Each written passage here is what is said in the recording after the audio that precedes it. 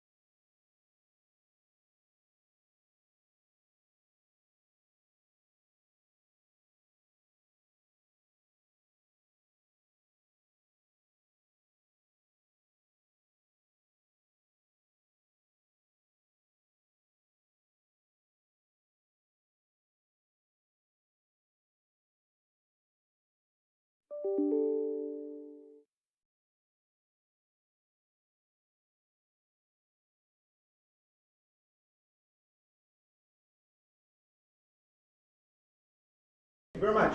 Next, I do over to my colleagues representing the ELE network. You have to go with this notebook anyway, the slides here. Okay. Can you sit here? Yes, we can switch the slides if you want. No, slides. You have the slides, right? Yeah. I'd like to give the word to Kees Snoek, University of Amsterdam, the Netherlands. Kees. Whether my microphone works. To you. Yes. Okay. I'm presenting on behalf of Elise and Alice. So AI foundation models provide a unique EU opportunity. So models like ChatGPT, DALL-E 2 and AlphaFold are only the first generation of the most powerful new technology that will have a huge impact.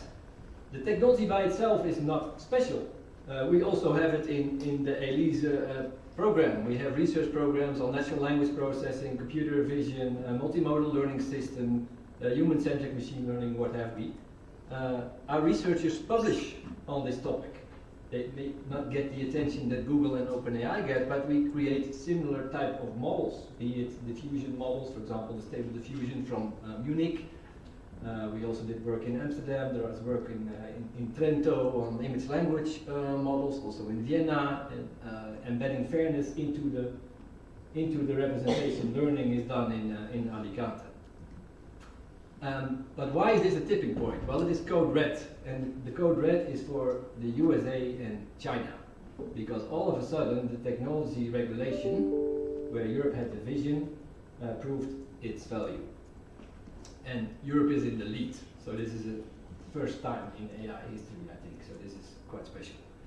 Now there is an opportunity for Europe to also lead the AI transparency agenda, and from Elise and Alice we have 3 advices. So the first is to enforce open data, open source and open foundation models and open compute, so that this is accessible to everybody who wants to build these models and do so in an open way, so that they can also be controlled, so that we also know we can enforce the regulation, so to say.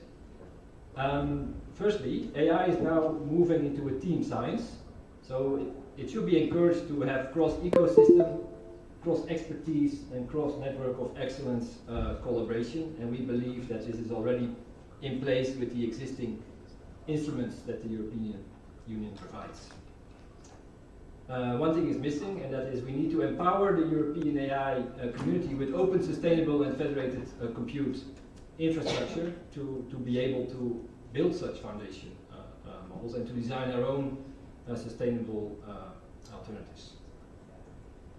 I think the opportunity is that now we can really align European AI, so the broad European AI representation we have here today, with the European values by combining regulation and including it by design also in the algorithms. I think that is the opportunity, and that is what the world needs, and Europe can lead the way. Thank you. Okay, thank you. Turn off the microphone. Yes. Thank you so much, Kees. For everybody, when you're ready with your speech, you can turn off the microphone, then we can turn on the video for the next speakers. Thank you very much. I'd like to give the floor to our next speaker who already turned on the microphone. I can see Frederik Heinz from Linköping University. Welcome, Frederik. The floor is yours. Thank you very much. So, my name is Frederik Heinz, and I'm the coordinator of the TAILOR network. So the TAILOR network has the vision of developing the scientific foundations for trustworthy AI. And we believe that in order to be able to do this, we need to integrate techniques coming from learning, optimization, and reasoning. So the overall purpose is really how can we develop the technological foundations for trustworthy AI so that we can realize this European vision of human-centered, trustworthy AI. I think when it comes to these particular question of today, generative AI, I think the challenge for Europe is really about scale and speed. So we do have a lot of competence. We have this networks of excellence as one example, where we collectively cover a huge amount of competence, but still it's very distributed and fragmented, which means that it's difficult to really build the large-scale approaches that are needed here. And another consequence is that since we are a lot of people that in order to get this larger results, we need to collaborate, which means that there's a lot of time and energy being invested in this collaboration, which of course has a lot of added value, but it also means that the speed becomes lower. Here, when it comes to increasing both the scale and the speed, of course, this networks of excellence is one part which can contribute to this. But of course, there is.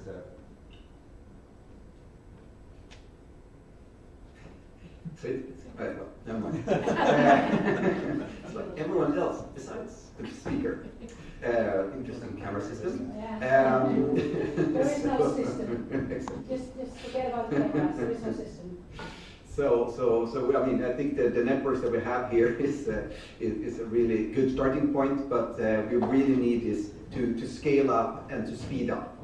So when it comes to the TAILOR, what we are working on in this space, we are, for example, developing techniques for trustworthy by design. So how can we make sure that these systems that we develop actually are trustworthy through the way that they're being developed? As I said in the introduction, we also believe in these hybrid approaches. So here we're working, for example, on neurosymbolic approaches, where we can then combine these neural network-based approaches with other more symbolic approaches to kind of get the benefits of both. So we can get both the flexibility, adaptability of the learning part, together with the guarantees that we can get from the more formal parts. Another part which I think is very important here is the integration of learning and acting. So of course, this, if you take the large language models, they're just generating text, but someone needs to act on it. So here we're also working on how can we integrate this, for example, using learning language models to be used for planning, and then that these plans can be executed by robots and other systems. And we're also working more with auto AI, so how can we actually generate or automatically adapt or tailor models to be more specific for different purposes. So we have a large research program. And then some specific things that are relevant is that we have published a TAILOR Handbook of Trustworthy AI. So if you want to get a summary of where we are with Trustworthy AI, this is one resource. Another thing we're also working with, together with the other NOEs, is to develop a joint strategic research agenda that will be published in the end of June. So here I think that will be another area where we can collaboratively work on this. And last but definitely not least, we also have what's called the TAILOR Connectivity Fund. So this is an opportunity to apply for funding to work together with TAILOR partners. We also have funding available for organizing workshops. So for example, one thing that we could help fund is we want to organize a European or an EU summit on generative AI. So to conclude, I really think, of course, it's really good and important that Europe is working on regulation, but to really lead in regulation, we also have to lead in innovation, and I think that's where we need to do more. Thank you. Freder, thank you very much. Can you turn off the microphone? Thank you. Thank you so much. And now I already saw the next slide. Joining us from AI for Media is Ionis Compatsiaris. I hope I pronounced your name right. And again, I'll check again. The video system is not. I think now I have it figured out. Ionis, are you there? Do you join us? Can you join us? Yes, I can hear you very well. I hope you can hear me well. Yes, we can hear you. Okay, so yes, thank you very much for the invitation and all the organization. I'm very sorry I cannot be there with you. Yes, it is better if we can see the slide, I think. Before, okay, I can go on. Let me see how this can be done. Okay, I'm the coordinator of AI for media, and I give a short overview of the project. There are some slides. I don't know. Can you see the slides or? Yes.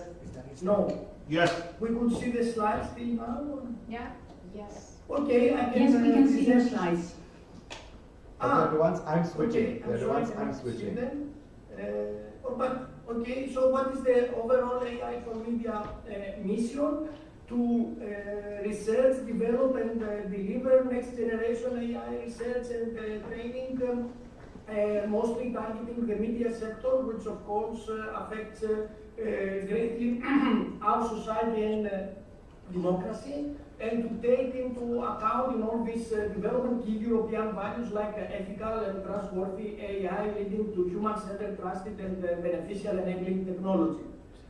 I hope you can see now the next slide, which is the overall diagram of our activities. In the center, there are research and innovation activities targeting recent and very challenging research directions like new learning paradigms, explainability, content-centered AI, human society-centered AI, and the key aspect of the project is the integration of this research outcome into real-world use cases together with industrial and media companies, industrial partners and media companies, leading into applications like AI against disinformation, AI for news, for games, and so on. And there are parallel supporting activities like the Cascade funding program, which provides funding to external partners to be included in either the research or the use case development. And other activities include the European Media AI Observatory, which has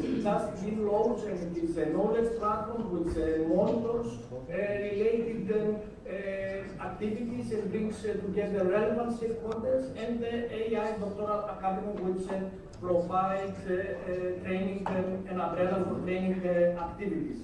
And we can go to the unique, okay, nice. Now we go to the next slide, to the unique selling points. Yes, okay, so core research, mostly targeting multimodal content, as I mentioned, real-world applications. The impact of policy and regulation, addressing societal concerns, educational and training, mostly through IDA. Next slide, please.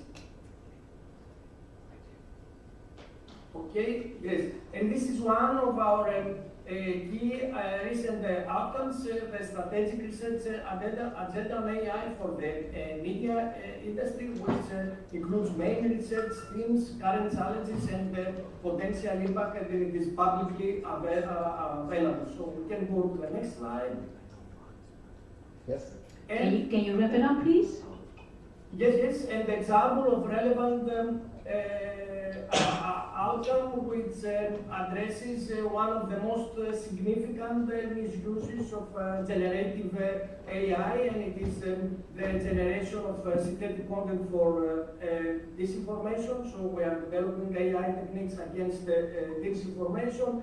And as before, closing other recent advances include the Media Observatory, which has just been launched, and I think a very useful example of collaboration between ICT 48 projects, the IDA, exactly, the AI Doctoral Academy, which brings already 77 educational organizations together and almost 200 students being involved. So thank you very much.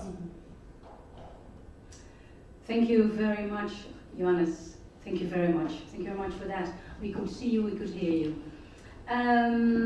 Before I introduce the next speaker, which is HumaneAI from the University of RWTH Aachen, I would like to take this opportunity to invite the people back home to use the chat if we have time, we'd like to have some, maybe we can ask some questions to the panelists, to some speakers. We'll see if we have time. Otherwise, we can use it maybe later on and answer it later on. Okay, thank you very much. Thank you, Greece. Thank you for that. I'd like to give the floor now to HumanE-AI, professor at the RWTH University in Hagen. The floor is yours for the next 10 minutes. Maybe 12 minutes. Maybe 12? Okay, I give you that. Does it work? Does it work? Yes, okay. Hello to everybody. So I'm going to look at the historical developments that led from small to large language models, and ChatGPT is the most famous one that we have here. It was introduced by OpenAI November last year. It's famous for the function that it performs, namely human-like conversational dialogue, sort of unlimited domain. But the chairman of the company really said the costs are eye-watering. In particular, the company had a loss of $540 million last year, and about $400 million were spent on computing and about $90 million on salaries for the staff. What's the technology behind ChatGPT? There's no direct paper for ChatGPT, but there are papers on similar or related systems like GPT, which stands for Generative Pre-trained Transformer, in particular GPT-3, which had up to 175 billion parameters. It was trained on 300 billion software tokens, software units, for data taken from the internet with the cut-off date of June 2020. And there's another related system, InstructGPT, which makes use of human feedback in order to refine the system. Now, of course, there have been and are other types of dialogue systems, but these are typically task-oriented and use an explicit dialogue strategy that has been manually designed and coded. In that context, I would like to mention voice command and control systems like Amazon's Alexa, Apple Siri, Google's digital assistant. For the Alexa system, we know that the unit had a loss of $10 billion last year, which is mainly due to the salaries of the about 12,000 employees or so. So what are typical tasks that these large language models, in particular ChatGPT, can do? Conversation dialogue, I mentioned that already. In addition to that, you can ask them to summarize the text, to generate a story, starting with some keywords. You can do machine translation if the system has been trained on multilingual or bilingual data. So the remarkable property in all these cases is that everything is expressed in terms of plain everyday language. This is really in contrast to formal NLP tasks. So the system input is natural language formulated by the user. The type of operation, which is specified by the user, can be formulated or is formulated in everyday language as well. This is typically referred to as prompt or instruction. And then we have the generated output, of course, which is should be smooth fluent language. And that's actually the primary goal for which language models were designed. And they were introduced a long time ago, more than 40 years ago, and they were used to help speech recognition systems, to improve the quality of speech recognition systems, handwriting systems, machine translation, data-driven machine translation. The goal in all these cases is to generate a fluent, smooth, natural language output. And the advantage is that the language can be learned from text only, without any annotation, which is nowadays referred to as unsupervised mode or pre-training. And ideally, such a language model should take into account the syntactic, semantic, pragmatic, contextual restrictions, constraints of the task. So in those days, of course, it was small language models. It was IBM research in Yorkton Heights that introduced them for ASR. At that time, the models were based on event counts, which resulted in counting how many word trigrams, foregrams, and so that had been seen, and then some additional smoothing.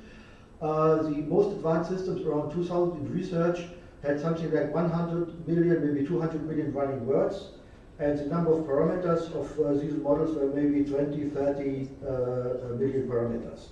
The training criterion at that time was, and still is today, log perplexity, which in that context is equivalent to cross entropy. So that means the system wants to predict the next word as exactly as possible. So when we look at such a word sequence, we can decompose the logarithm of the joint probability into a sum over contributions from each position. So we go through the sentence from left to right and try to predict the next word. It was only recently that some different concept here was used in Word, which however does not really lead to much different results. Okay, use this one. Okay, so now when neural networks came up, the question was how to use neural networks for language modeling. And the key idea is we have to do a mapping from the symbolic word symbols, from the word symbols, to a high-dimensional vector space. Because in neural networks, basically everything amounts to matrix vector multiplications followed by some nonlinearity. And this mapping is learned automatically. It's part of the neural network. It's referred to as word embedding, word vector, word representation. In 2008, Colobert and his colleagues, they had a paper at ICML, and the title of the paper was a unified architecture for NLP data, deep neural networks with multitask learning. So here we have already the concept of deep neural networks, and they use large language models to learn these word representations and then to perform more formal NLP tasks like parts of speech tagging, syntactic analysis, semantic role labeling, text classification. In 2013, Mikolov and his colleagues had showed that you can do semantic operations with these vectors. So when you compute the difference between Germany and Berlin, this difference is equivalent to the difference between France and Paris. Similarly for king, queen on one side and men, women on the other side. So this allows a sort of direct semantic interpretation of these word vectors. Around 2018, people started to use LLMs for GPT architectures for these language models, which then became larger and larger and were called large language models. G stands for generation. We want to generate text. The system has to generate text as opposed to carry out a formal NLP language, like here. Here we have formal NLP tasks. So as opposed to these formal NLP tasks, we want to generate really text, plain text. Pre-training, because the system can be learned, can be trained by using just pure text data without any annotation. Some people refer to this as unsupervised mode. And then T-transformer, which is a specific structure of a architecture for sequence-to-sequence processing. And of course, what also was found out that more and more data is usually held in order to improve the system performance. The transformer architecture was introduced by a team at Google in 2017, originally for two-dimensional problems like machine translation. One dimension is the input axis of the source sentence, the other dimension is the output axis of the target sentence, and then we have to do some associations between the input data, the output data, and across input and output. And for this concept was introduced. For language modeling, we really have only one sequence. So in that sense, the whole approach is simplified. But at the same time, OpenAI, they push the architecture to its limits by using a huge number of parameters. In the end, something like 200 billion parameters. And of course, OpenAI is not the only company that's working on this area. They get most of the attention. Most of the hype is around them. There were many Googles introduced many systems introduced by Google. Also companies like Meta, Nvidia, Microsoft. Also some European activities, Bloom, which has been done by the Big Science Network Corporation. Luminous by Aleph Alpha is part of the OpenGPT program, and there's also, I was told, I learned a European project, HPLT, which is going to focus on, which started only recently, is going to focus on major European languages. I have not talked about InstructGPT. That will be basically the final slide. So, more or less exactly 1 year ago, OpenAI had a paper that they called Training Language Models to Follow Instructions with Human Feedback. So summarizing everything, it means that training is performed at 3 levels. The first level is the pre-training or unsupervised training that I mentioned already, using block perplexity. Advantage here, we just can use raw text. And now when we use the system for operating on task, the surprising result, somewhat surprising, is that also the type of operation that we expect from the system can be specified in plain language. Like, we want to do a summarization, the system is asked to do a story generation, we want to translate, and so on. So the full system operation is described by a triple in plain language: prompt, the type of instruction, input data as text, output data as text. And now in supervised fine-tuning, the system uses such triples in order to improve, to update the parameters. Of course, the output of these triples has to be generated by human experts. Training criteria is still perplexity, and all these triples are just concatenated, and the whole data sequence is interpreted as a single sequence of text. The final step is reinforcement learning using human feedback. The starting point is here the following: the system is used to generate outputs for a large number of prompt input pairs. Then the generated output is ranked by humans, and then based on the human scores we perform reinforcement learning. That means the generated outputs are interpreted as a whole, are used as a whole in order to update the system parameters. Okay, so conclusions. We have to keep in mind that for large language models, the primary goal is really to generate smooth, fluent text. The approach is completely based on data, and that goes also for the dialogue management strategy. A byproduct is that, well, hopefully the system will will have semantic correctness. But we have to be clear about this. This is not in the core of the design of large language models. And I mean, this whole development is really part of the history of data-driven machine learning over the last 30 years. More data, more complex models, more computation. And it was what Mercer said already in '89, there is no data like more data. I think that's the right time to stop. Thank you. Thank you, Herman. Thank you very much. It was very, very interesting. I saw that Paul wanted to ask something or want to say something. Paul, the floor is yours.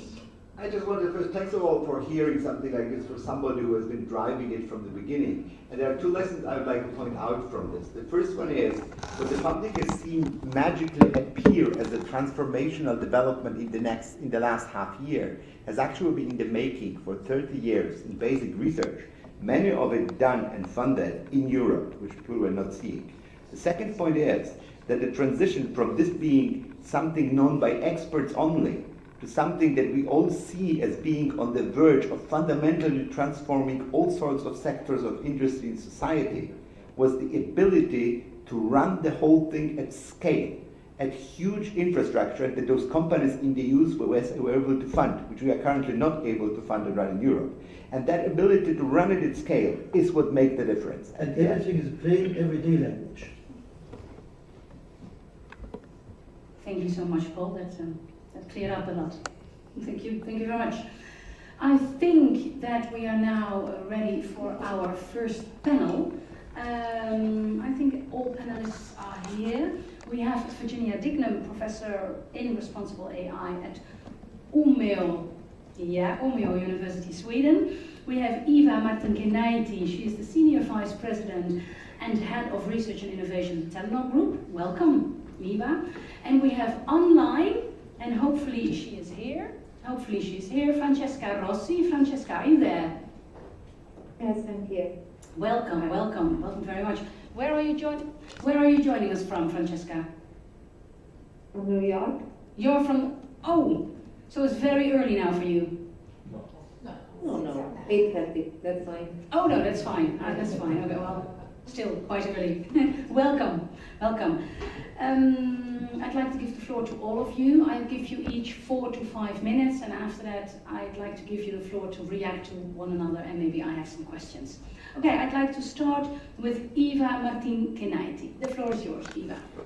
Thanks, Kendra. Yes. So first of all, thanks a lot for having me.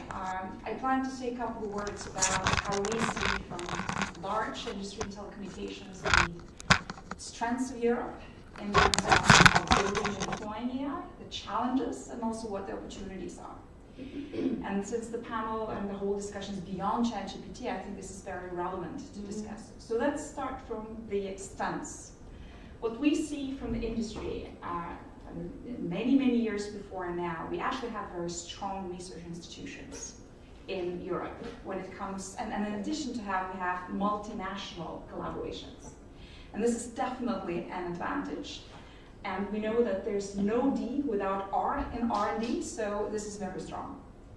The second is we in Europe have a highly educated population, and this is also an advantage because it's very critical for uptake of these increasingly knowledge-intensive technologies in these economies. And the third is we actually in Europe have regulatory leadership, but as was pointed before today, regulatory leadership has to make sure that we do not prevent innovation. And that is, I think Europe has a chance, proven by GDPR to some extent, that actually we lead by global standards.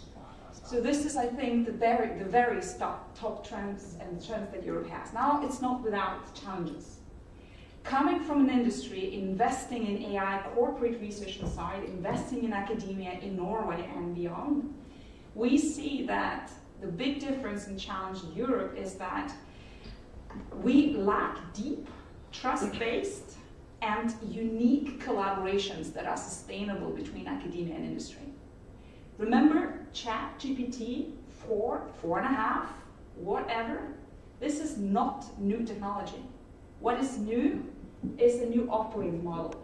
They actually made this technology usable, convenient to everyone, irrespective if you're a student of a 3rd grade at school, or if you are a CEO of a large company. And that is a strength that I think Europe lacks. The reason why we don't have it, in my opinion, is that we lack very deep understanding and collaboration of user needs, which actually can come from very deep collaboration between fantastic researchers and industry. I work in TAILOR. We have a corporate R&D department where we invested in AI competence over the last 10 years.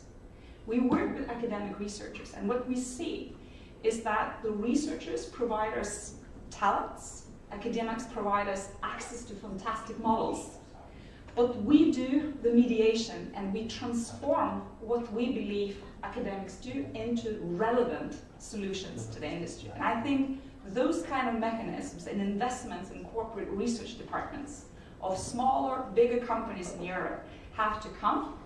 In addition, I think there's some public investments opportunities making those collaborations really sustainable. I'm actually also looking into the European Union that help us actually to strike these collaborations. And my last point on probable opportunities, what we can do, because we need to scale and put that D from R faster. We think that our Europe has to stand up investments. I mean, if you look at the investments in research and development, they are not even comparable to what actually our friends in other parts of the world are investing.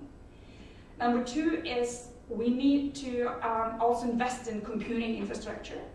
It also means that we need to invest in research behind and beyond learning and large deep learning models. It's not only a panacea, there are other types of research that needs to scale. And it also means that when it comes to regulatory leadership, where Europe is now attempts to lead, we need to make sure that we clarify, harmonize regulatory frameworks of AI and data handling, because we really need legal certainty. That was it from me, and I'm giving the floor over to my 2 very prominent colleagues, Virginia and Francesca. Eva, thank you very much. I'd like to give the floor to you, Francesca, in New York. Okay, thank you. Thank you for the invitation, and sorry I cannot be there. I agree with most that Eva already said. Hi Eva, it's nice to see you again, although virtually. But I would like to pose some attention in a complementary way to the AI ethics issues that are raised by the classic AI, if you want to call it classic, but also the new generation of AI systems that are based on generative AI.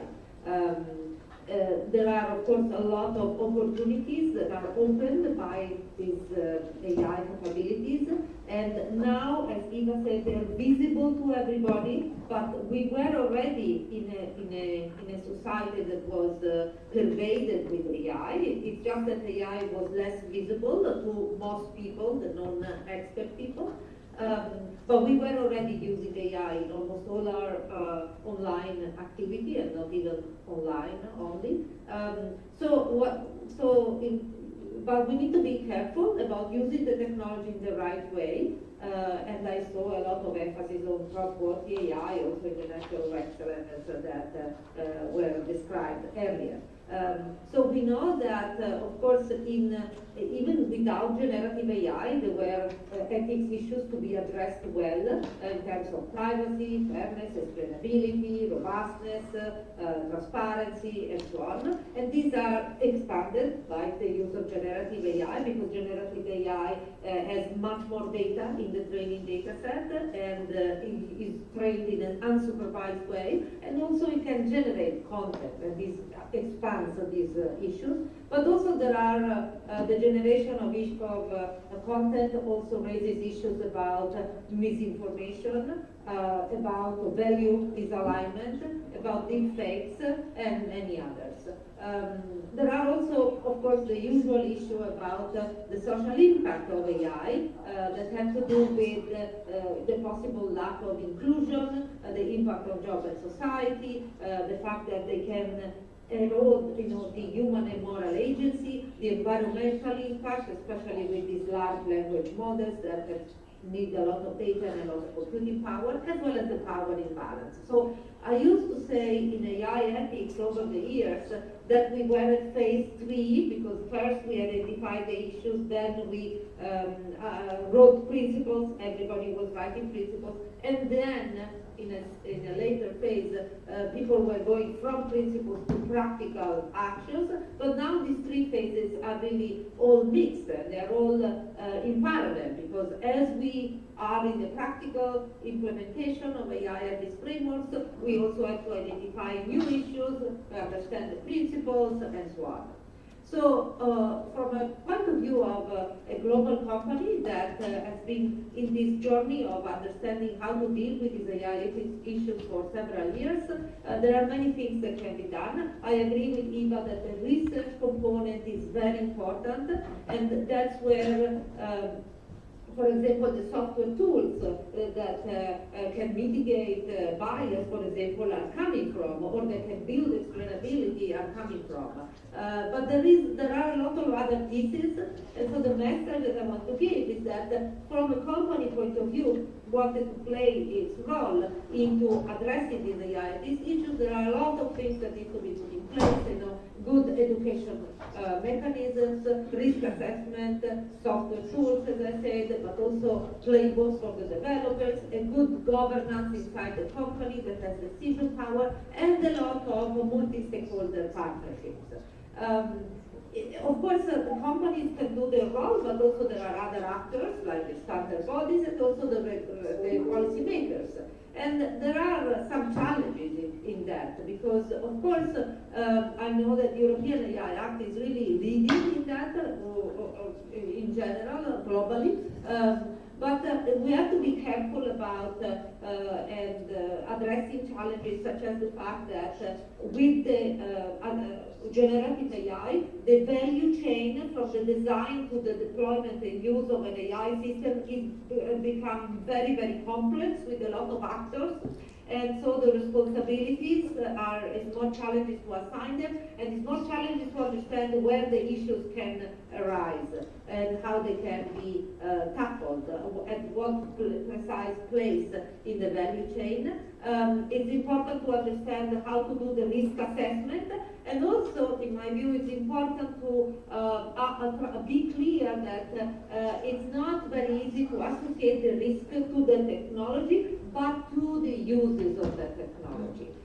So using a risk-based approach, which was in the original intention of the European AI Act on the uses of the technology, for me is the right approach, also from the technical point of view. and it also helps the regulations to be more future-proof, because the more a regulation is attached to a specific technology and the more the technology changes more rapidly than the regulation, so it's less future-proof.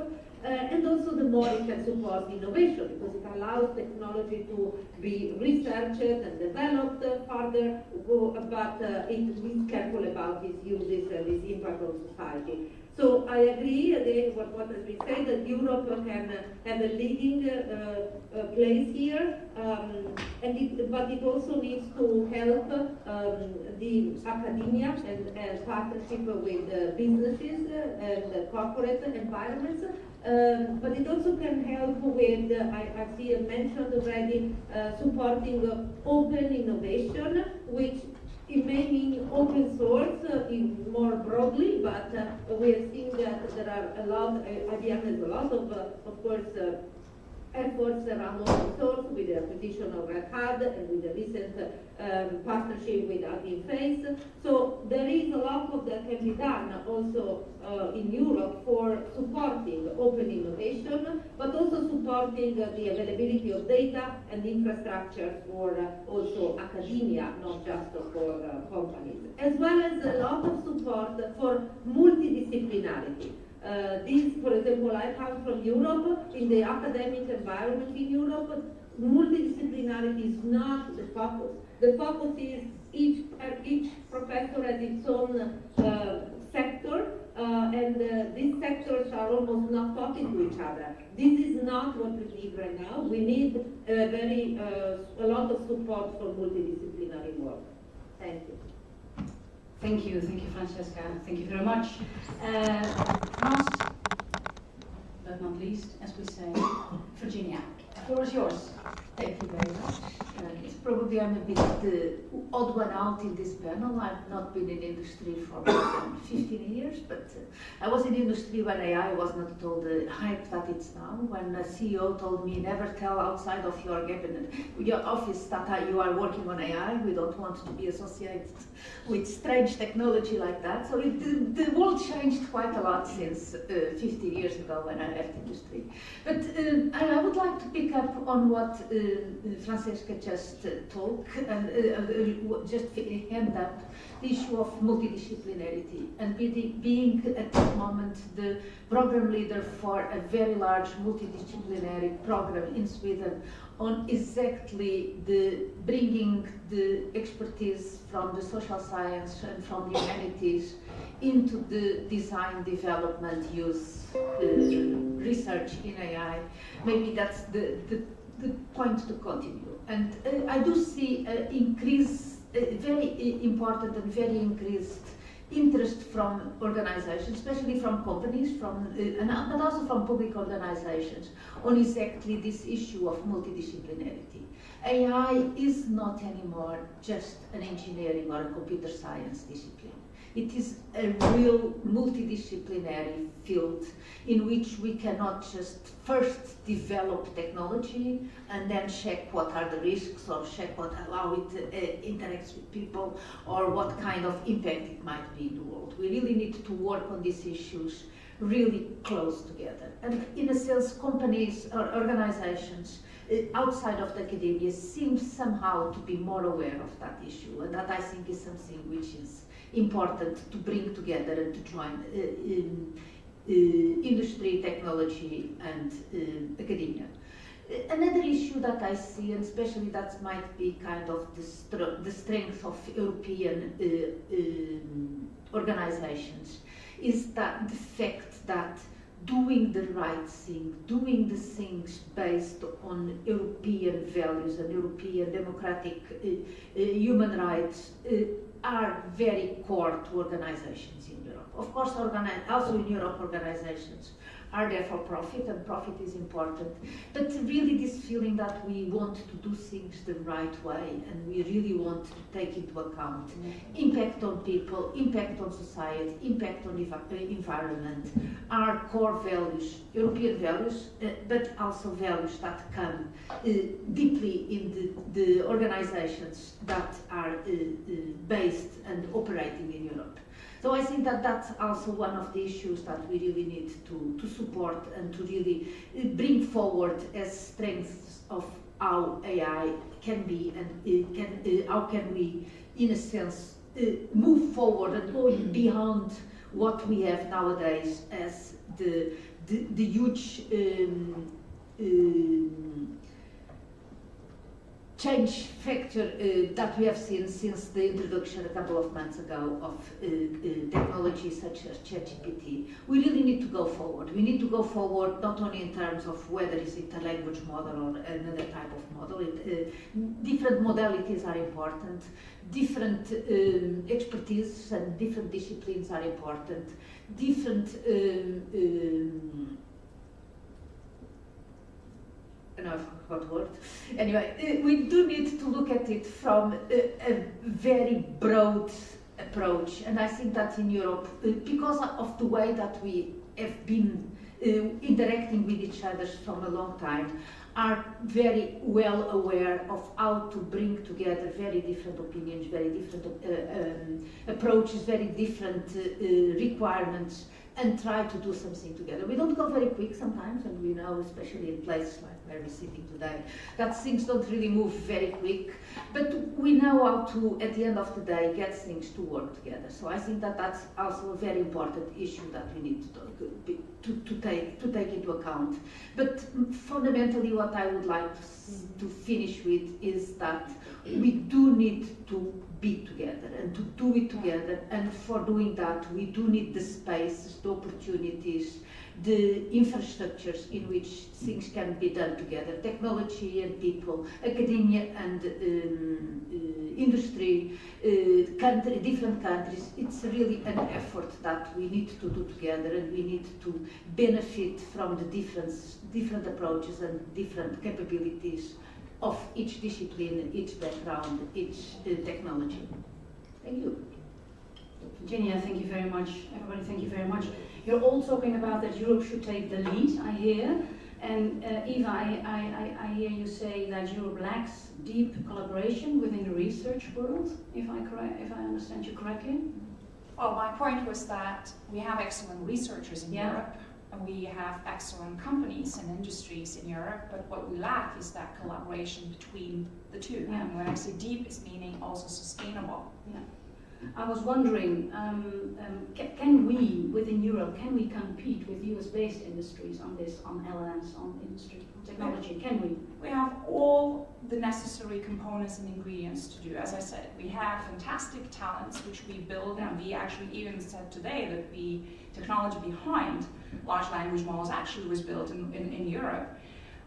We also have interest. I think now it's actually the time, because we have an interest in industry to actually start using those tools with core values embedded by design. And also we have, I think, the governments that certainly realize that public sector should actually be leading in setting those standards and actually implementing them. So I think let's do it. So your answer is yes. Yes. And Francesca, I can see you're very anxious on camera. What do you want to say? No, I mean, I agree, but of course we also need support, yes, for partnership, but also for, I mean, the availability of data and computing infrastructure, especially. You've seen in the previous slide how much investment has been made by OpenAI in computing infrastructure for large language models. So that has to be available, otherwise, but there are, as I said, a lot of models that are available that can be further trained and further developed, that are available in open source environments like those. You know, there are thousands of models, large language models available, for example, on Hugging Face repository or others. So there is way to support also open innovation with the talent that I agree that there is a lot in Europe in terms of research. Virginia. Yes, I think we can compete with whatever is being developed outside, but I would say that our focus should not be so much on the competing or not with but really let's focus on collaborate. Let's get us to collaborate together first. Let's get our capabilities, our talents, our infrastructures, our data together, enable all of us to collaborate. If we do that, then we definitely can move AI beyond what we have now. We can do it in a way that it's aligned with the fundamental human rights and developing also AI in different ways. I think it's very important not to, there is very often this idea of the AI race, but I think much more important than a race, we really need to have the opportunity together to explore different directions. And those directions, not all of them will lead to anything, and we see how much money OpenAI and other ones lost on the development of what they did. So we really also need to take the risk that things are lost. But I think the most important thing is let's just get together and collaborate together instead of all of us being kind of individually trying to compete with all others. Why is that not happening then? I can hear you say again, we have to collaborate, we have to collaborate. So what's happening? Why are you not collaborating?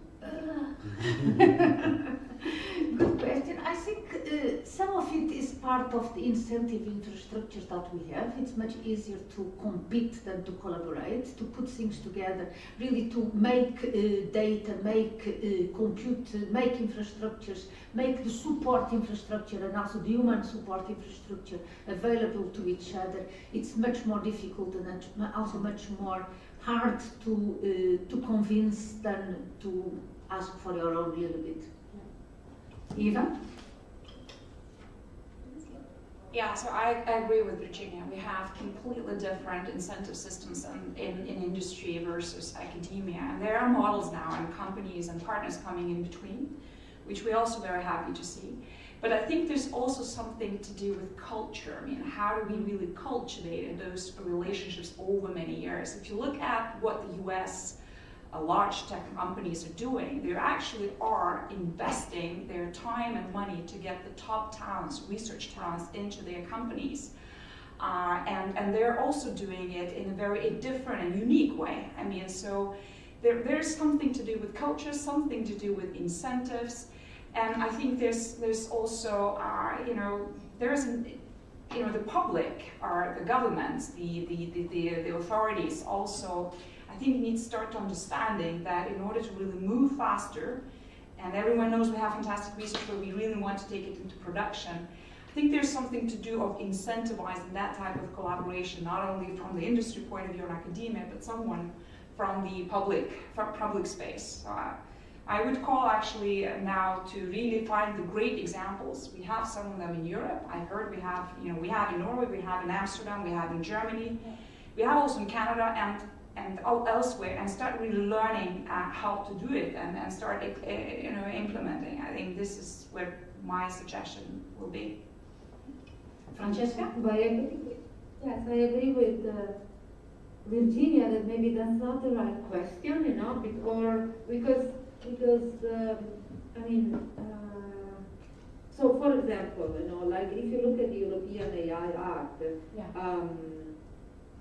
that's a regulation on AI technology and the uses and the impact to make sure that it has a positive impact. But that regulation is to support innovation while protecting some important values. And of course, when you protect some values, you may be not as fast as when you don't have to spend time and effort in this value alignment or trustworthy AI or these things. But this is what is important when you have these democratic values and in mind. That's you shouldn't look at other approaches that are different culturally also from what European culture would lead. So I think that the idea of trying to catch up with other regions of the world, these other regions of the world have different approaches. They have different so they are much more multidisciplinary in the education of the students. Europeans don't have that so far. Maybe we're starting, but we don't have that. And this leads to a lot more partnerships and collaboration than in Europe, because these students are formed when they go and work. They naturally tend to work in a multidisciplinary way. So that's a different environment, a different education. And the same when there are a lot of computing and data and computing infrastructure availability, a lot of resources, money. That's a different environment than what we have in Europe. So we have to work with the environment that we have, with the culture that we have, and as Virginia said, try to do our best with our values in mind. Which not necessarily, they're not different from the values that I see in the US. I work in the US, and of course these are the very same values, but approached in a different way. For example, in terms of regulation, there is very scattered approach. There is not a uniform way. Every city, every county, every state, and it may have its own different regulation on the technology and its use. So it's a very different environment, and we should not try to mimic necessarily what others are doing to achieve our goal. Yeah. So do I hear you say in the beginning of your final words that the AI Act might slow us down? No, slow us down compared to what? I mean, I think the goal is to support innovation in competition. Yeah, in competition. So, but I don't think we should play in the competition. That's what I think that Virginia. I wanted to hear that. Yeah, Virginia. Yeah. Virginia. There is no end line.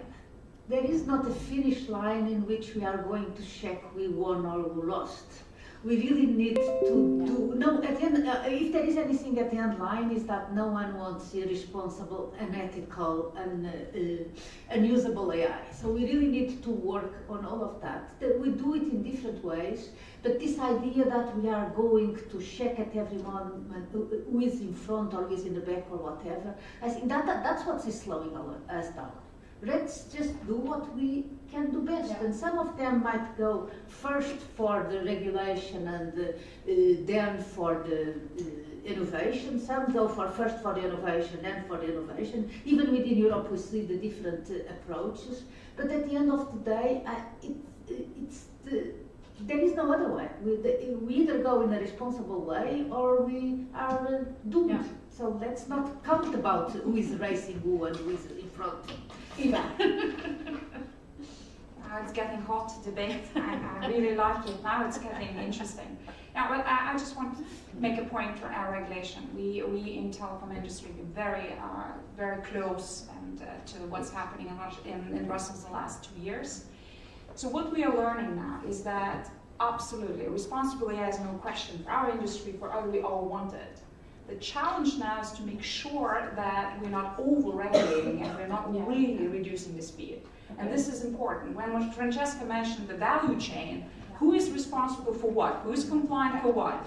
This becomes the devil in the details, where we are starting being concerned that what we actually going to do, and we hope we will not, is that we will overly focus on regulating and standardizing, licensing every little bit. But we will lose the scale when our competitiveness actually is just, needs that. So I think this is an important point to make. Thanks a lot. Yeah. I meant that by slowing us down. Okay, I see Paul again. Paul is very active. Paul, to you the floor. Very quickly, please. Just a quick question. What do you think that the issue of technological sovereignty over those large language models as they mean for European industry and for the European brand of this ethical AI and all the associated problems? To whom do you ask that? I think to the panel. Let's start with Eva, maybe she's really... Short answers, please. Short answers. So certainly sovereignty, not only for AI, has always been an issue for Europe. And for any country, you know, we have these examples today of or the war in Ukraine. I mean, we see that, you know, having no sovereignty or some ownership by a few actors of a very critical resource creates a very unpleasant situation. So AI is not of a difference. I think generally we really want multidisciplinary, different approaches, and reliance on several actors are for something very revolutionary. Generally, it's of course not acceptable for anyone. But I think my point here, and I will stop, is to say that what we really need to make sure that what we do in Europe, we do at speed. And maybe these are not only the large language models where we really need to focus. What we really need to focus to solve problems for industries that actually these or other technologies make actually a needle. They move the needle and they make us more competitive, create jobs, and make us compete against the big, small companies around the world. Yeah. Francesca. Yes, I understand the point that Eva makes about not just technology but also other kinds of sovereignty. But AI is not a technology that if one uses it, is not available to somebody else. Mm-hmm. So with the approach of open source and open innovation, this is a technology that is available to everybody. So it's not a consumable resource. So we have to take advantage of all these opportunities to use and even contribute to building this resource that many can use and reuse, and focus. I agree. Focus on making sure that it has an impact in solving real problems. And again, as I said earlier, make sure that the regulation does not really stop the development of the technology itself, but is careful about its usage. Because if you focus on much earlier in the value chain and put a lot of stop, pauses, or obligations earlier in the value chain, where there is research and there is development, then you are really stopping innovation. If instead you go farther in the value chain where the uses and the deployments are, then you are making sure that the use is for a positive one and not one with a negative impact. Okay, thank you. I see there's another question in the audience. I'd like to give the floor to you, sir, please. So, very brief. About the speed, I think Virginia said, we don't care how far the others are. I think we have done this a few times. There is no European search engine.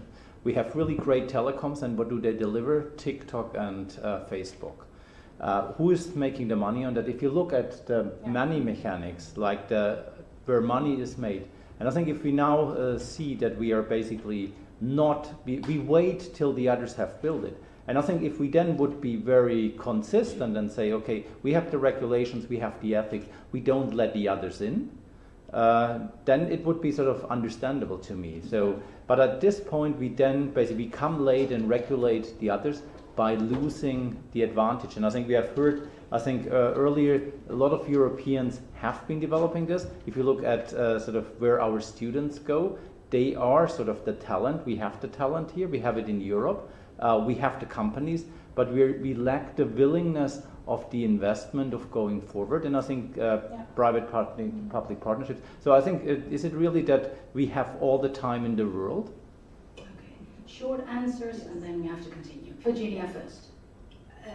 I didn't say that speed doesn't matter. It doesn't. What I want to say is that comparing all the time who is going in front or who's going in the back or whatever, that is a kind of a futile exercise. We should spend that time, the effort that we are doing on that, to really going forward at speed in things that matter. And that might be not exactly the same things that other ones are doing. So we really need to have a much more willingness to explore, to try other things, to fail somewhere else, instead of the idea that we need now to replicate what other ones have done before. And that I think it's where the for me, that we should be doing. We should not be all the time just comparing ourselves with others. And I'm not saying that we are better at regulation and others are better at innovation or whatever, but within innovation, let's take our speed and our effort on really exploring ways that are aligned with our values and not copying or replicating with what someone else is doing. Some last words from Eva and Francesca. Eva, you first. So first of all, I have to comment on critical infrastructure companies because telecoms today, in my opinion, are even more important because we are actually providing critical connectivity services that without this, none of these on top of technologies would actually flourish. And on top of it, this is a societal responsibility. So we actually make that really, really happen. But that was not my point. My major point on speed is a very good question. I think what we are, two things here. One is we probably not necessarily need to create a global search engine, just as an example. Why should we? Maybe we should start focusing on a local problem. Like an example, in Norway, we're actually creating a local Norwegian dialect-based language model that solves problems for local companies and then make them competitive, which is, of course, a pre-trained model, but we use the data, the domain expertise, the compute, the talent from the local organizations. I think this is we should never forget. And the second point, I will stop here. I feel sometimes that we are overly competitive against our friends in other parts of the world. Maybe we should start thinking of collaborating and involving them and actually helping them also to build these trustworthy AI systems. So I think we have a role to play to integrate and invite, and I think that will be my at least call for today. Thanks. You're ending the way you were beginning. Collaboration, collaboration, collaboration. Francesca, you have 10 seconds. I think that I agree with collaboration also globally. That's very important. It may be challenging, but it's important. But I think that the North Star should not be somebody else's approach. It should be the fact that technological progress should support the progress of society, the progress of people, and the progress of humanity. So that's the North Star. And then different regions of the world, I think they have that North Star, but they have different approaches to try to get closer to that. And so we should not mimic the approach, we should collaborate together through the ultimate goal. Thank you so much. I think we could continue for hours and hours. I know that I have like 10 questions left here on my sheet, but unfortunately we are out of time already. So I have to end this debate, this panel already. Thank you so much, Eva, Virginia, and Francesca from New York. Thank you very much. Okay, I'd like to give the floor now to two co-sponsoring organizations, from Claire and EURAI, and from UNESCO and OECD. And we start with Marko Grobelnic. I hope I pronounced your... No, you didn't. Oh! Okay, can you pronounce my name then? Your name? Oh, well. Okay, never mind. Marko, can I say Marko? Yes, Marko. We leave the last name. Marko, the floor is yours, and after that it's up to Olga. Okay, so maybe just a quick response to, sorry. Now pronounce your name. Yeah, so Marko Grobelnic. It's even easier what it writes, I guess. Marko Grobelnic. So just quick response to this discussion. I pretty much agreed with this. I mean, you didn't point one thing which I guess it's relevant. So this European way which we are practicing is just not cool enough, right? I mean, why all our kids are starting to go to maybe even pathetic lives to US, right? Being lost in Google or in one of these big companies instead of being maybe somebody here, right? We are just not cool enough, right? Look what's happening with EU money, the way how it's being spent for nothing. I mean, on a daily basis I see this, right? I mean, we just need to be honest to ourselves, right? I mean, we are doing too much in this EU way, right? I mean, this is, I mean, I could go much further here, right? Now, sure, right? I mean, how many kids we have in US companies here in Europe, right? They got lost in Google's in Zurich. I mean, 5,000 people in Zurich, right? I mean, 5,000, you know, this is not small number for Europe to raise postdocs, right? Okay, let's stop here. Just to respond to Paul from the beginning, right? So this Pablo Picasso thing, right? Why we are here actually? I mean, this was kind of good trigger. So Pablo Picasso said, right? So computers can just provide answers, right? Or something like this, right? Why we are here? You know, what we are experiencing now is basically a paradigm change, right? So from this art of providing answers, and this is what basically all these search engines and what we had in the past. Now it's art of making questions, right? This is what's this LLMs or ChatGPT in particular, right? So prompt engineering. What else is prompt engineering? Is art of putting right questions, nothing else, right? So Pablo Picasso was right, but well, now we need another painter, I guess, to comment this, right? Okay, this is just before I start whatever I was supposed to. You have 2 minutes left. Okay, then can you put my slides on? Oh.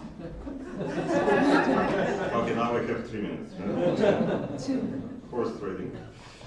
A little bit further, yeah. So this is me, but let's go next slide. So what you see here, right? So again, why we are discussing this AI these days, right? So this is the graph which we are building for together with OECD, which is number of AI incidents which are happening on a daily basis, right? So you see the time goes from 2014 on the left side, right? And in the last few months, the number of AI incidents seriously increased, right? Okay, there was no disastrous incident. So nobody died except this Belgian guy, which probably was not really related to AI, but you don't know the case. Okay, I won't go too much into details, right? But yeah, so number of incidents is going up and it's increasing every day by day, right? And what you see here is the prototype of this OECD AI incidents monitor, and that's why we need to react properly. Still, AI Act is slow, I mean, very slow. Okay, I won't use another word. And it's better that there shouldn't be incidents where people would start dying, right? And which may happen, and then everything would speed up magically, right? And this is the way how Europe usually would react. So this is just to be a little bit honest about seeing how things are happening. Okay, maybe next slide. And okay, here I'm to tell a little bit about UNESCO and the OECD. So there are plenty of effort and energy being spent on the side of UNESCO and OECD, still ongoing, right? I won't go too much into details, but maybe just the next slide, and then I can almost finish. So this is kind of the summary of kind of fairly structured approach which we took in OECD, which also influenced EU AI Act and Council of Europe and G20 and US NIST and a few more, right? Which is still on the level of recommendation, but fairly influential, right? But structured, and this is what I'm missing in AI Act, to have a structured approach, right? So everything started with definition, what AI is at all. So for this we spent like 8 months, right?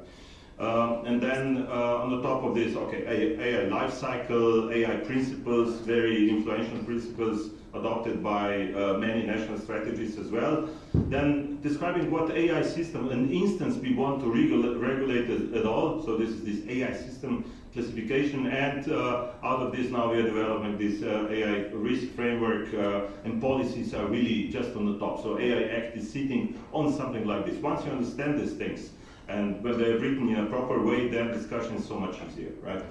So this is just maybe, I have many more slides, but I will stop here. Thank you so much, Marco. Maybe we can share the slides within the chat and everybody can still see it. Thank you so much. I'd like to give the floor to Holger Hoos. Holger, the floor is yours. Yes, if we can get a mic, that would be great. So, very happy to be here today. Actually, hold on, your microphone is not working, so I don't think there we people go. will So this microphone doesn't work at all? Okay. It should work. Yeah. Okay, there we go. So, pleasure to be here. I represent CLAIR, the Confederation of Laboratories for AI Research in Europe, one of the world's largest, or the world's largest AI research network, 461 labs that jointly employ over 25,000 people in 37 countries, and the European AI Association, one of the world's oldest and most active, that is represented in most European countries by their national associations. I want to talk not about these organizations, although they're pretty cool. I want to talk about the future and about the future of AI. At one of the darkest times of this continent, in 1943, Antoine de Saint-Exupéry wrote famously, "Pour ce qui est de l'avenir, il ne s'agit pas de le prévoir, mais de le rendre possible." If we feed this into an excellent translation piece of translation technology actually made in Europe, DeepL, what we get is, as for the future, it's not a question of predicting it, but of making it possible. That's a perfectly fine prediction, but I'm going to make it, translations, I'm going to make it a little bit more punchy by saying it's not about predicting the future, but about making it possible. Here is a study that came just out from the Sloan School of Management at MIT.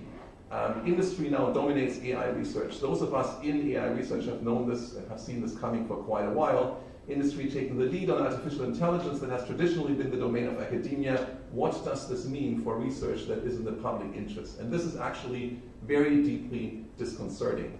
And why is that? Because AI will be the key to all science and engineering. All of it. Predicting the future, I will go out and say in 20 years, there's virtually no science and engineering that is not touched by AI. Just like today, there's virtually none in the high-tech world that we live in that's not touched by computational electricity. So this will be the basis for everything. It will be the basis for our health system. It will be the basis for our public institutions, for our educational system, and indeed for all of our economy. And therefore, AI is too important to leave it to industry alone. Industry has a very important role to play, and it's important that academia and non-profit organizations play that role together with industry, but the current trend is very, very dangerous. And why is that the case? Because if we let it continue the way it's currently going, not just in Europe, but particularly here, the threat is that we become technologically and economically dependent on less than a handful of companies that are based on values and that are actually based in their headquarters and where the profit flows mostly outside of Europe. And these are companies that are great and that are fantastic to have around, but we will not want to be technologically and economically dependent on them. Because we've just seen, Paul mentioned it earlier, what happens if we become too dependent on one country or a small set of countries or a small set of players. The world can change in a heartbeat. It did 60, 70 years ago, and it did again in Ukraine not long ago. That can happen very quickly. And if then access to our key technology can be cut off or is threatened, that is a very big problem indeed. So what is needed is cutting-edge AI research capabilities in public institutions. And why is that the case? That is the case because, as the MIT report says very, very nicely and very accurately, and I quote, "A research agenda driven by private industry could push to the sidelines work that's in the public interest but not particularly profitable. This includes conducting research on topics like public health and ensuring that AI models are unbiased, equitable, and used for the public good." If the European Commission and the European Parliament and the member state governments continue on the path they're currently on, if they just let it go, and there is investment, and that is very much appreciated because it does nurture talent across Europe, it's very useful. But if we continue on that path, at that scale, at that speed, what will happen is that all of these areas will become critically dependent on AI systems made elsewhere, controlled elsewhere, for the profit of people mostly elsewhere. And this is something we cannot want and we cannot allow. In fact, there should be a global alliance to make sure that AI research capabilities in the public, responsible to the public, paid for by the public, are on par with industry capabilities. And then we can talk about collaborating. Then we can fruitfully work together. And it's going to be great. This is not about predicting the future, particularly not about predicting a bleak future. It is about making the future possible. I call here today, together with all of my colleagues, to the European Commission, to the European Parliament, to the Council of Europe, and to the governments of the member states to make possible to protect a future for us here in Europe that is livable, prosperous, and not dependent on the whims of governments or players elsewhere. We've seen with the war in Ukraine what happens if we become over-reliant. We do not want this again. And trust me, over-reliance on AI controlled by others and made elsewhere is going to be a lot worse than over-reliance on fossil fuels coming from somewhere else. We must not allow this to happen. We need to build European AI capabilities. We need to do it with our non-European friends, and we need to act now. This is a crisis. It's a crisis just as bad as COVID and just as bad as the Ukraine crisis. We must act now. I invite everybody who here in this room who feels that this is a crisis and we must act now to just stand for a moment to see whether we can stand together on this principle.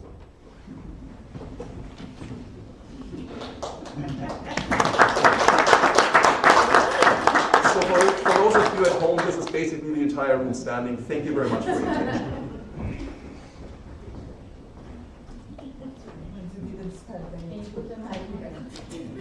Thank you so much, Holger. Thank you very much.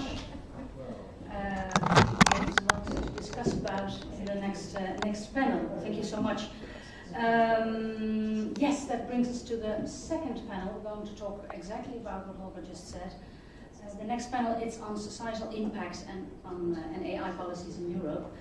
And for that panel, we have 4 people invited. I think one is online. Brando Benifai, can you hear me?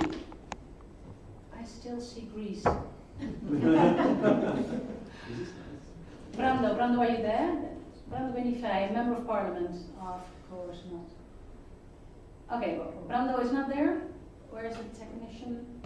Okay, well, why not? Okay, then we have Katelijne Müller, President and co-founder of ELI. Hello, Katelijne. We have Clara Neppel, you are sitting over there, Senior Director of the IEEE. I pronounced it correctly. And then we have Dino. IEEE. Sorry? IEEE. IEEE, you say? Okay, IEEE. Okay, that's it. And Dino Pedreschi. Dino, you're over there. Okay, professor at the University of Pisa in Italy, of course. Welcome, the 3 of you. I'd like to give the floor first. I wanted to give the floor to Brando Benifei, but of course he's not here. Katelijne, the floor is for 4 minutes, more or less.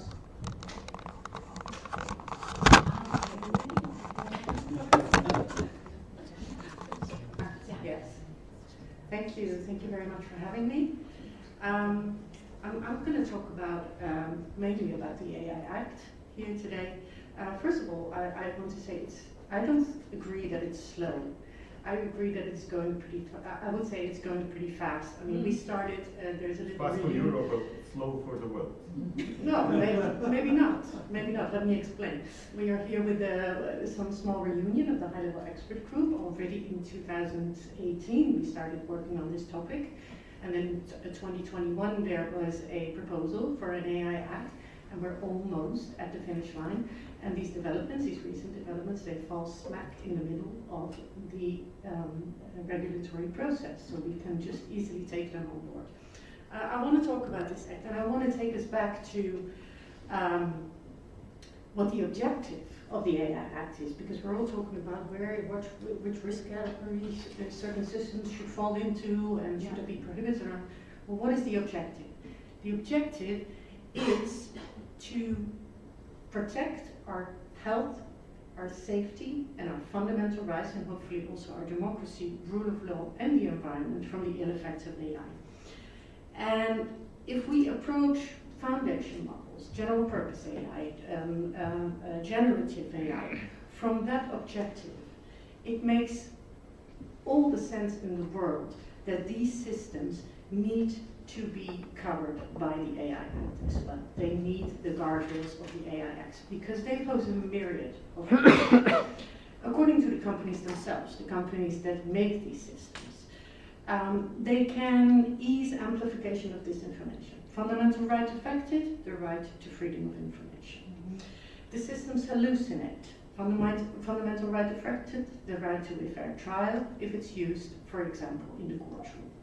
They can have biased outcomes, fundamental right to non-discrimination. They can manipulate fundamental right to human dignity. They can show unexpected behavior according to the system card of OpenAI. That could potentially impact our safety.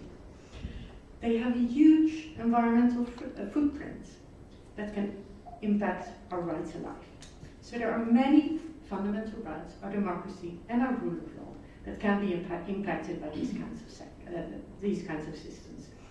I will speak on behalf of Brando, or to Brando, because he wrote into the proposal of the European Parliament quite recently some very good guardrails for fundamental rights, and I would agree with them mostly. But we often hear that these systems cannot be considered high risk because it is impossible to foresee all the risks that they can pose. I disagree with that. In fact, if you look at OpenAI system card, they do a pretty good job of describing all the possible risks that their system can bring, and many of which I just mentioned. And from that point, it's not that difficult to extrapolate to the high-risk domains that the AI-Net lays down in Annex 3. If your system hallucinates, it might not be suited to be used for diagnostics. If your system has biases, you might not want to use it in recruiting. If it takes strange avenues in conversations, it might not be suitable as a chatbot for children. But we also hear that it is technically impossible to meet the requirements of the AI Act. This always surprises me. If it were technically impossible to build a car with brakes, we would not skip the brakes. We would improve the car because we want the brakes. So if a system has features or flaws that jeopardize our health, our safety, our fundamental rights, our democracy, our rule of law, or our development, or all of the above, we would not skip the guardrails. We have to try to build a better system. At this point, the systems are nice to have. But nice to have alone is not enough to counter all these risks. And we need to stay level-headed here. For most of us, we did not know these systems existed 3 months ago. It's not that we can all of a sudden can't live without them. There is time to improve them, there is time to regulate them, and there is time to ask question 0. Do we want these systems? And if so, where and how do we want them? Because if you bring something into the world that has the whole world scrambling, from teachers to businesses to artists to policymakers, you need to take the responsibility to ask that question yourself. Because even if there are legal guardrails, what is legally allowed is not always ethically acceptable or morally desirable. Thank you. Thank you very much, Catalina. The floor is for Clara Neppel. Thank you. Thank you for having me here. I also want to say the reviews are my own, not of IEEE. And it's about the social implications beyond ChatGPT. So I would also like to start that I see that generative AI has a lot of potential for humanity, but it also has a lot of problems, as just mentioned before. And I would like to bring 3 examples, basically, of how it can benefit and how it needs to have a certain framework in order to make it really valuable for the whole humanity. Well, first example. Why do you think that we don't have airplanes, new models every year? The main problem is design. It takes years to design the certain pieces and then to test them to make it sure that it fits into the big machine, and that there are 100,000s of them. Now, with generative AI, you can actually speed up tens of times this design process and also the testing process. And by the way, Boeing is already looking at that. So as you can see, we can all benefit from more creativity, more productivity as well. The second example, and I think here it's very important what Catalina has just said, we would not enter an airplane without being sure that it's actually tested. And I think that with these industries, we have also this understanding that testing is part of the business model. If you need to build safety into the system. Now, the second example, you can also use generative AI to generate code. So here, we also have testing models. The question is if these models are still fit for purpose with these new types of system, but we do have them. The problem is we don't always use them. But I think that we really need to start having real testing capabilities for code generated by AI. We already have generative AutoGPT, which is generating tasks and learns by tasks. So if we have this high level of autonomy, the question is also around how much of our agents you are going to give to these systems.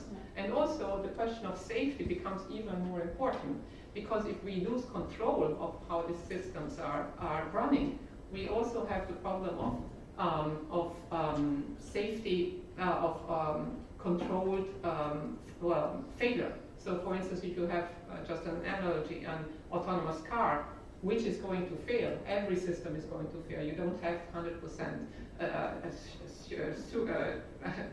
accuracy in everywhere. So if you have an autonomous car and it's failing in the middle of the road, you don't want to have it.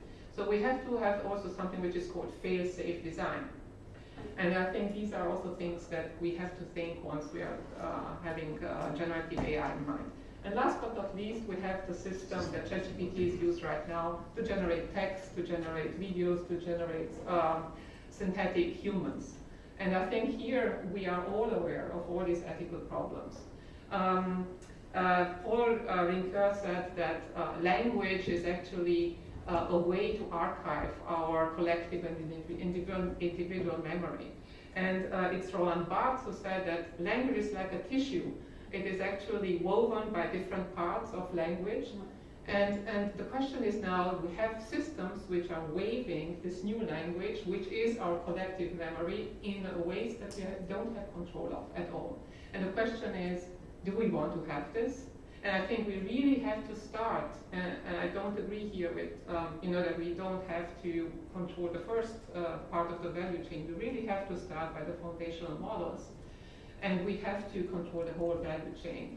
And we have to have those guardrails with socio-technical standards and frameworks that we are going to build now. And also with these open models that are discussed, and which I strongly agree we have to build in Europe, because that would be code is law, and it would be encoded law, which could be an example for the whole world. Yes, so I think that I would just like to conclude. With these kind of models, we also would have the possibility of incorporated feedback mechanisms, because these models are going to evolve, and we are going to evolve as well. So it's really important to have these open systems which already have these ethical frameworks in place, and we are able to adapt them to our needs. Thank you. Thank you very much, Clara. The floor is for Dino Petreschi. 4 minutes. Yes, I'll try. Here I am, so thank you very much for having me here. And I actually would like to continue Clara in somehow narrative. I think that one of the points of the impacts we should really listen about is the impact of these models on language. Are we hacking language and human communication? This is something very thinly involved with culture. We know how to communicate between humans. It's something that we learn with time. We don't know how it will be actually this new situation where we can talk to machines that are very, very much human-like. And also there's a potential, almost sure potential of being flooded by AI-generated content of different forms. And also, not only on the positive side, but also the side of potentially massive, very sophisticated misinformation. This is a discussion that needs to be done very carefully, and also we can think about some simple remedy or deterrent that we can think of. In the Global Partnership on AI, which is an international multi-stakeholder organization that discusses about responsible deployment of AI, we are discussing about detection mechanism. Should we require the deployers of large language models, foundational models, of means for detecting that the output generated is being generated by that model in a way that would somehow help us, help people have the ability of understanding whether they're reading or watching something that is being generated by other humans or totally synthetically generated by machines. Why is important this kind of, let's say, having this kind of mechanism? In social media, for trying to have some deterrent for large-scale misinformation campaigns. In education, government, commerce, as a tool for content assessors, know who's responsible for what. And also talking about the value chain. If you don't have this kind of requisite at the very beginning, the model makes it possible, I mean, having it later in the value chain will be essentially impossible, right? And in general, it's kind of emerging sort of new human right, no? The right to know if the content you're consuming comes from a human or a machine. And I'm not talking about only direct interaction. Of course, when I talk to ChatGPT, I know I'm talking to a machine, right? But the point is that, or to any other foundation model, the point is with indirect, say, interaction with content generated offline. And so if we don't require this is created before the release, prior to release, it won't be impossible to do afterwards.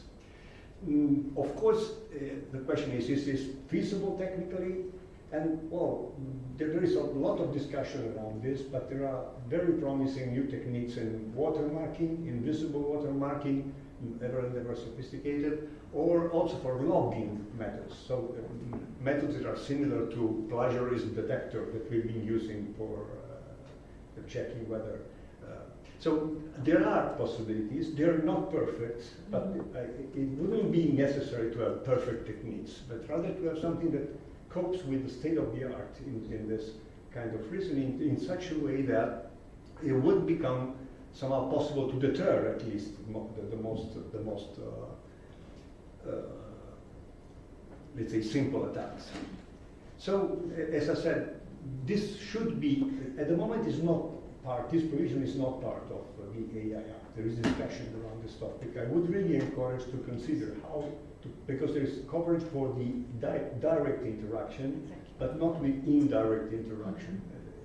And this would be a transparency obligation that it's really important in the AI Act. Because I believe it would foster innovation and not impede. Very final 20-second things. I really feel very much in line with this mood in this room today. Europe is at the forefront of regulation and ethical design of AI. Now we need to do the next step. The next step is becoming also the forefront of development of these new generative AI models that are compliant by design with our regulation and that are striving for aligning with European values. This has been said very well. But somehow injecting the values of multilinguality. We have 45 different languages in Europe. Very rich cultural diversity, an innate, let's say, tendency to fight discrimination and bias. We should somehow be sure that we are developing models that are coherent with this view. These large models of everything are worldviews, are views of the world. And I believe Europe cannot somehow avoid to be one of the creators of these different views of the world, with a mission like, I would say, not man on the moon, but woman on the moon, in a sense, that something that should be tackled with that kind of mentality. Yeah, thank you. Thank you. Can you finish your microphone, please? Can you stop your microphone? Yes, now I can put mine on. Thank you so much, all three of you. I have several questions. You've said a lot already about the risks and what we should do. Maybe I should start with what should we regulate? We have now the AI Act. It's going to be in plenary, I think, next month. Then, of course, it will take another year, maybe 2 or 3 before it's really active. How much should we regulate, according to you? Shall I start with you, Catalina? Yeah.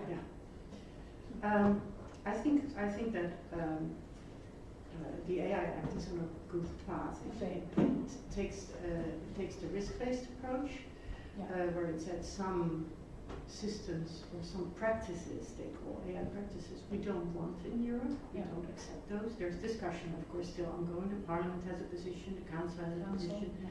So we do not yet know which one will be prohibited, but Europe says these are, again, coming back to the aim of protecting health, safety, and fundamental rights. These practices are jeopardizing these fundamental rights in a too large a way. So we need to ban those.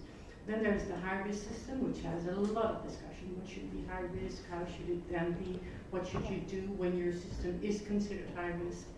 And like I said, I think it is actually very nice that this hype around the foundation models falls right in the middle of these regulatory processes, so that they can be taken on board. Just yesterday, I think yesterday evening, what I also saw on the news is that Thierry Breton, the commissioner, European commissioner, together with ELG, who was here from Google, said it is going to take a while before the AI Act comes into effect. That is how it works. It will be finished in maybe also in January of next year, but then it takes 2 years to become effective throughout Europe. For that period, let's develop an AI pact, and I find this super smart, because what Thierry Breton will definitely do is try to anticipate in his AI pact the AI Act, and he wants to involve all the large players, and he has Sundar Pichai on board. So this is a really smart way of doing politics from the European point of view. I want to tell one other thing that we haven't talked about. There's also an AI treaty under development at the Council of Europe in Strasbourg, and that is an instrument that is going to complement. Both these instruments are going to complement each other. It's going to come from the human rights angle, and it's going to strengthen the human rights structure that we have in the European Convention on Human Rights in the age of artificial intelligence. In fact, next week we are going to talk about this some more. There's negotiations ongoing, and what is interesting in that process, that at the table are the United States, Canada, and Japan. And they have a negotiating position as well. And it also has more member states, if you will. Here we have 27, and there they have 46. 46, thank you. After 48, 46. Moved down. Okay. 46, plus these other states that have a seat at the table at the negotiating table and can ratify also this treaty. Clara, I'd like to give you the floor, and maybe for you to answer as well, which part of society is going to be affected most by the development of those generative AIs and ChatGPT? What do you think? Well, to the question of what you need to regulate, I think everything which we need to be enforced. It's very easy. Because we've seen that with voluntary models, we have a certain limitation. So even for companies which, let's say, would like to implement or say that they're implementing some of these principles, well, some of them are doing, but we still don't know what exactly that they're doing, and we need those information along the value chain. So I think that, like really even the fundamental questions, what kind of data goes into the training of these foundational models is of immense value. And I think that when it comes to safety and security, we also saw that this was a process when it came to car safety belts and so on, and now we agree that we need to have those. I think when it comes to let's say these new problems around fundamental rights and technology, this is something new that we are regulating. So it's going to be a process, but we are starting, and I think that we need those safeguards, and we need to have the possibility to enforce them. Who is going to be affected? I think everyone, really everyone. I think that generative AI is really there. I think it was mentioned before. It will be used not only to generate text and poems and so on. It's really about creating new solutions, which are then assessed, of course, by subject matter experts. So I still think it's. I'm not saying, talking about generative AI that is doing something in a vacuum. I think it's even more important to work together. Which was also mentioned before. So also not only between computer scientists and domain experts, but then also with social sciences and so on. Yeah. Thank you. Thank you. Dino, would you like to add something to this? I'd like to mention that I think we are very much on the same wavelength, because this is going to impact very much. I mentioned two cases of, in particular, education and health systems. Yeah. This will be very clearly impacted extremely soon. And you know, to be able really to deal with this with it, really a big collaboration with all different operators, because things, for instance, how to effectively use this kind of system in young kids' education. This is really a huge challenge that is probably disruptive of how we perceive education today.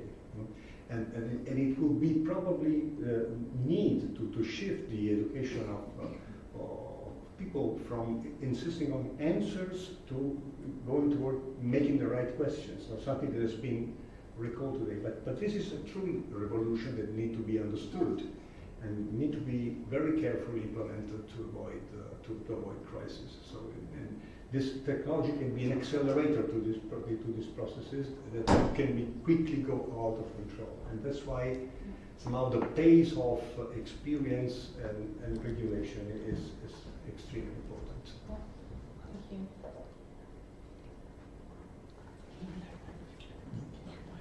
you. The technique is getting tired. Maybe it's a sign. Thank you, Dino. I have a lot of more questions, but one I really would like to ask. If there's somebody in the room, I can give you the floor as well. Before that, I'm going to ask my last question.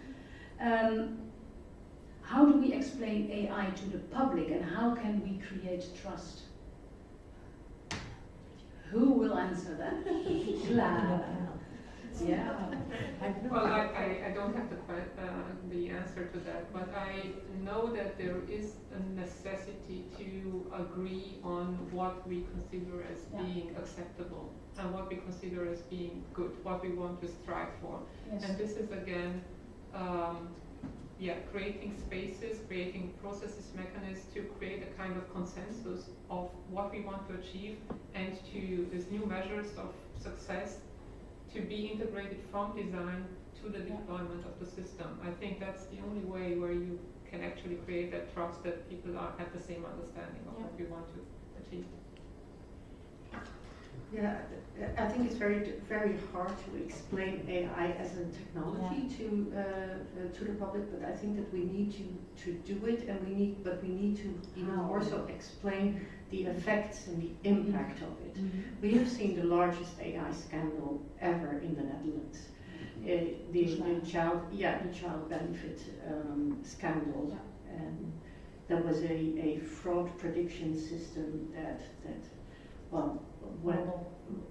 that resulted into horrible events. It even resulted in deaths, and children being taken from their homes, people being accused of fraud. Well, they weren't fraudulent in any way. So we need to explain to people the effects that these types of systems, without saying, well, AI is this and that exactly, that these systems can have, and empower them maybe also to ask questions.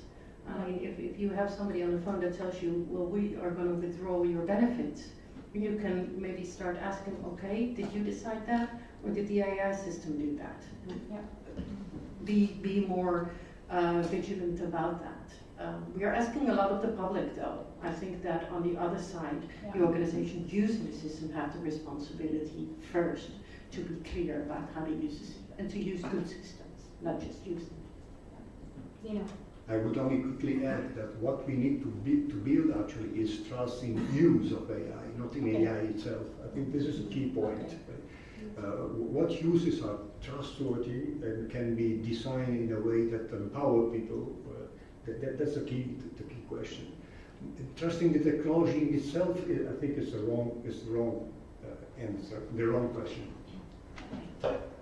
Thank you very much. There's a question over there. Yes.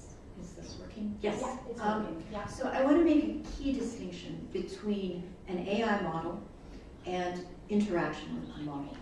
And what you've been talking about and what you can regulate and what we need more research on, because the emphasis is on the models, not the interaction with the models. But the key is, how do we think about what is it like from the user's perspective in the short term, in the midterm, and in the long term? And so if you look at social media and you look at the impact of adding a little feature like, I like that, right? Short term, very positive. Midterm, less so. Long term, addictive behavior that can fundamentally affect democracy, because you're creating groups of people who are, in a bubble that are doing it. So we have the ability to do the research to look at interaction, not just the creation of the models, which is of course incredibly important, but the interaction with those models, and that the regulation, as you were starting to say, needs to think about that and in terms of impact on human beings. Virginia, why not? I think Albrecht was first, by the way. Well, very quickly, but we are in this panel officially. So very quickly, and then I go to panel. 10 seconds. Okay. I give you. Did people think about the societal cost of not using systems? I think we know the risk of using. And I think for education, we have basically played around over the last year for a number of things where we can really benefit people, like massively, people who are disadvantaged. And I think if we are not using it, we take chances away. And I think I've seen very little discussion on that. Yeah, I want to react to both, but maybe first because that was the most recent one. I think that we need to be very aware of the fact that the regulation only prohibits a couple of practices. The rest is high risk, but what we see now is that everybody is about the high risk category. Everybody is like, if I'm in that category, I cannot do anything. That is simply not true. You can use the system, you just have to build it in the right way, and then you can have the benefits that you are referring to. So it's not about if I'm building a high risk system, I will never be able to use it, and there's a huge cost of not using the system. You can use it; it just gives you the push to make a better system. And if I can add to what you just said, this is an excellent point, a bit harder to regulate, but what the European Parliament just proposed, which I think is quite interesting, is that for all AI systems, irrespective of their risk levels, also the lowest ones, they have to comply, or they have to look at the ethics guidelines for trustworthy AI, the 7 requirements that some of us here developed, to make sure that really from the basis these considerations are taken into account. So I think that is an interesting proposal that they're making. Just to explain shortly, officially we should stop at 4, but we have the room a little bit longer, so I suggest we continue a little bit longer, a couple of minutes. Then I'd like to give the floor to the European Commission. And hopefully we have the member of European Parliament, Brando Benify, for a couple of minutes, but we'll see. It's exciting. Virginia. The issue of trust. We shouldn't trust AI at all. It's not about trusting AI. It's about trusting those organizations and people involved in the whole chain of construction, development, research, and so on. If you tell anything about how to define AI, the definition of AI is not really the point. Maybe what the only thing you could say to the public, it's not magic. It's that something will become clear. But the issue of trust doesn't come by itself. I have no idea or hardly an idea of how an airplane flies. But I do fly an airplane. And the trust doesn't come from whether or not that I trust that piece of metal. I trust organizations, the tests, the standards, all the control mechanisms that are around. So that's, I think, it's what we have really to focus on putting the control mechanisms there that make people aware and giving some kind of trusted third parties that really can give the general public the trust. Not trust in a piece of software. Yeah, I completely agree, and I think that this is still a debate on what third-party assessment is going to play. And I think that indeed, also for airplanes, you would like to have a third-party assessment, not only. At least you have some assessment there. Exactly. We will get into planes because we trust that. So I think that investment will also be needed for building up this framework, and here also Europe can lead. And just answering the question from there, so I think that indeed you need to take both the positive and the negative impact into account, and you have to make sure that the net positive, that the impact is the net positive, net impact is a positive one. I can give you an example from our 7,000 standard, which is actually looking into the implications of a given technology for the stakeholders and trying to maximize the positive impact and try to, with a risk-based approach, to translate it into complete system requirements. And I think that it's always context dependent. So I think it's always also a little bit of a problem if you have, always like just a checklist. Very often you need to take certain principles more into account than others. And I think that this should be also clear. I think we can continue for hours again, but you can see Paul very nervous on my left side. I can feel it. Yes, of course, Paul.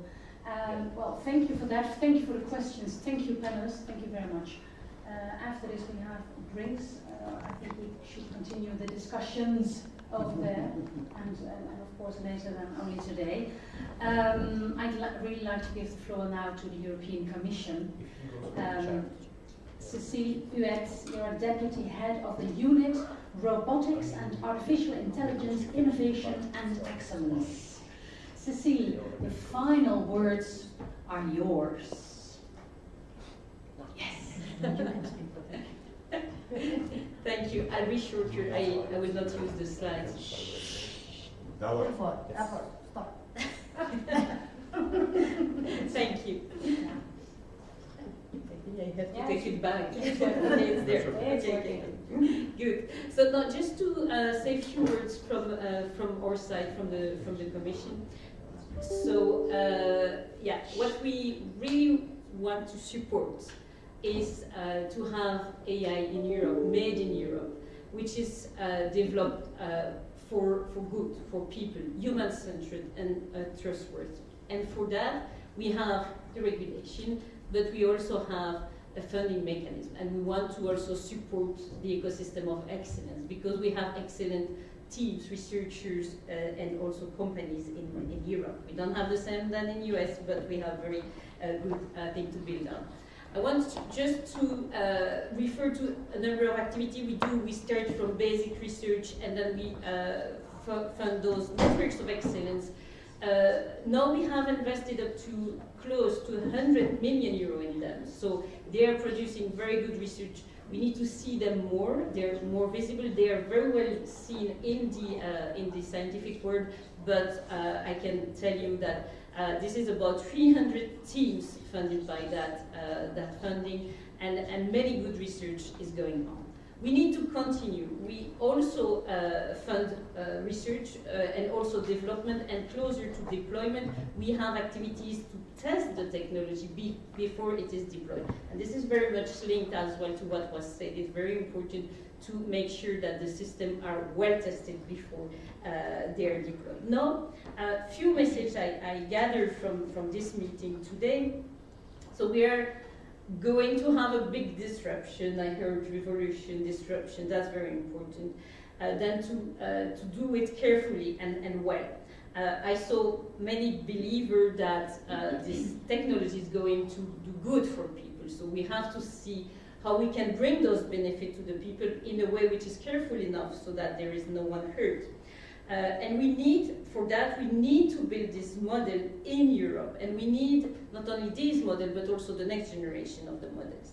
And why do we need that? Not only for the sovereignty, we don't want to be dependent on a handful of non-European countries, but we want to have those models in Europe. Why?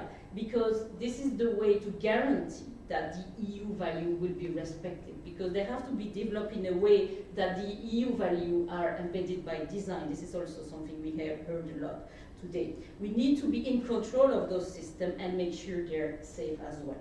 So that must be done by design. And it's not only done by the regulation, it's also done in developing, in creating innovation on this model. And this is the competitive advantage of Europe, and we must exploit it.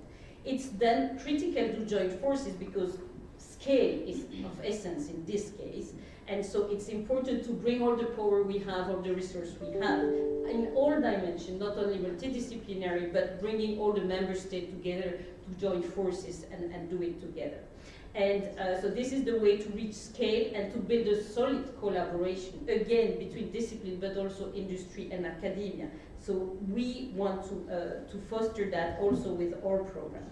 And instead of having scattered initiative competing for the same resource in terms of skills, in terms of compute power or data, let's join forces and do it together.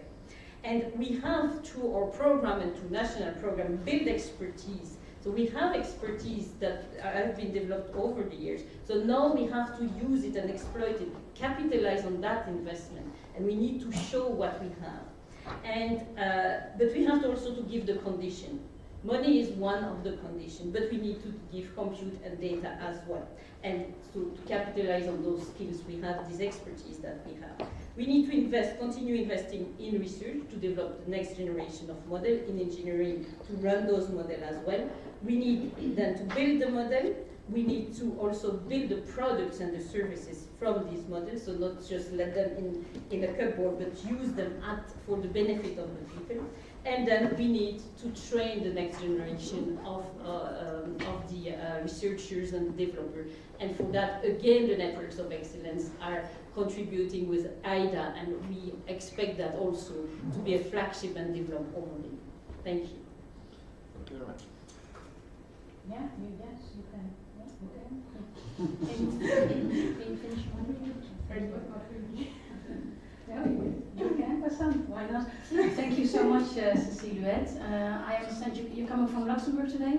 You just arrived in time? You're going straight back home or not? Okay. Thank you so much. Well, thank you everybody. I think everybody on that side, I think everybody almost spoke. What I said before, this will not be the last time that you will talk about this subject. It will continue and continue. I'm not sure, Paul, if you want to say some final words. No, Paul is happy. I think Paul is looking forward to the drinks. We all are. Yes, we all are. I think that's a good remark.